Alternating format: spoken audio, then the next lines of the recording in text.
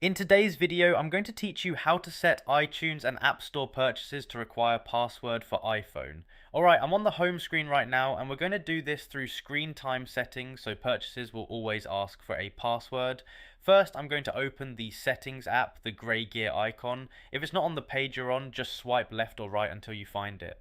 Once you see settings, go ahead and tap it to open. Okay, now settings is open and you'll see a long list of options. What we need is screen time, so at this point I'm going to scroll down the list. I'm scrolling slowly, watching the labels as they move up the screen until I see screen time. Alright, I see it now, so I'm tapping on screen time. Now we're on the screen time page. The next thing we need is content and privacy restrictions, so at this point I'm going to scroll down a bit until I see content and privacy restrictions. Once you find it, go ahead and tap it. I'm tapping it now. Now we're on the content and privacy restrictions screen. From here we need to open iTunes and App Store purchases, so I'm looking for that option on this page and tapping it. Alright, tapping iTunes and App Store purchases now. Now we're inside the iTunes and App Store purchases settings.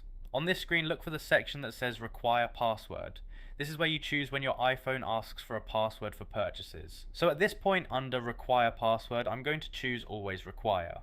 Once you tap always require, it should show as selected. And that's your confirmation the setting is applied. There's no save button here. So as soon as always require is selected, the change takes effect immediately. You can tap back or exit settings whenever you're ready, and your iPhone will now require a password for iTunes and App Store purchases every time.